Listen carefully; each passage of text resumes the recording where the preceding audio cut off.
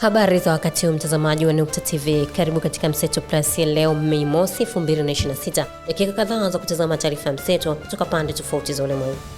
Na kuletea taarifa hizo ni mimi Fatuma binti Hussein. Na mtayarishaji si mwingine ni Godrak Gustav.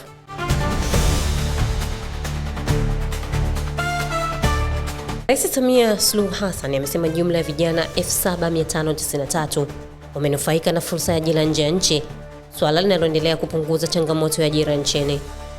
Rais Samia alikuwa akizungumza katika maadhimisho ya siku ya wafanyakazi duniani Mei Mosi yaliyofanyika mkoani Njombe. Amesema idadi hiyo imefikiwa kutokana na mikakati ya ushirikiano wa kimataifa ili kuendelea kufungua fursa nyingi zaidi za ajira nje ya nchi.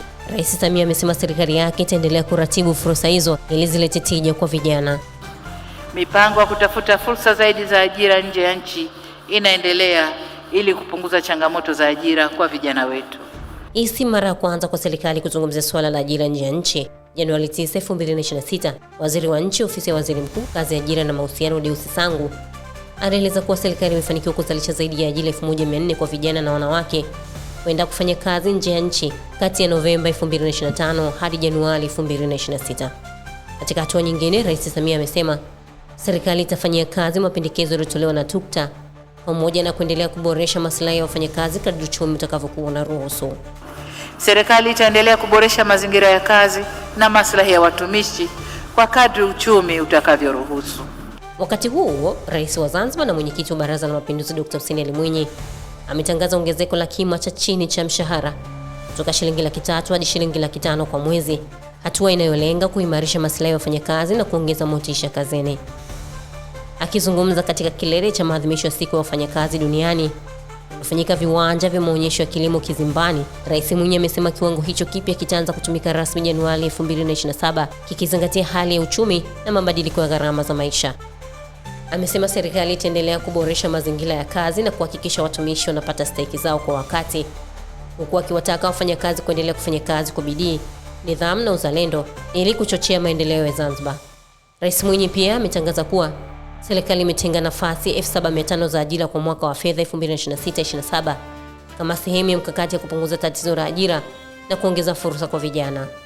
Aidha, amesisitiza umuhimu wa ushirikiano kati ya serikali, waajiri na vyama vya wafanyakazi, akibainisha kuwa mfumo wa utatu umefanikiwa kutatua changamoto 24 kati ya 29 zilizowasilishwa na kuwataka wadau kuendelea kushirikiana kwa manufaa ya wafanyakazi na taifa kwa ujumla. Na kwa upande wa habari za kimataifa, Mahakama Kuu ya Uganda imemkuta na hatia Christopher Okello Omunyu na kumhukumu adhabu ya kunyongwa kwa makosa manne ya mauaji ya watoto 4 wa shule katika kituo cha maendeleo ya watoto wa awali, tukio lilotokea Aprili 2 mwaka huu. Akisoma uamuzi wa mahakama, Jaji Alice Komuhangi amesema mtuhumiwa alitekeleza mauaji hayo kwa njia ya kutisha bila huruma wala kujali uhai wa binadamu.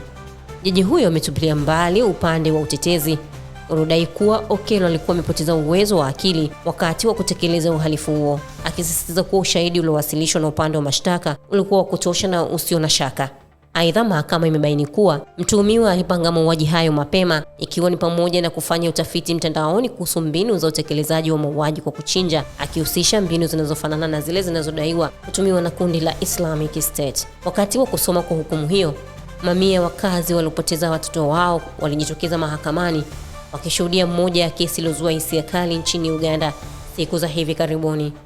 Katika tukio hilo la Aprili 2, Okello alidaiwa kuingia katika shule ya Giba akiwa na kisu na kuwashambulia watoto kwa kuwachoma kiholela, tukio lililosababisha vifo vya watoto hao. Watoto hao waliopoteza maisha ni pamoja na Etuku Gideon, Keisha Agenworth, Ignatius Sisirange na Ryan Odeke.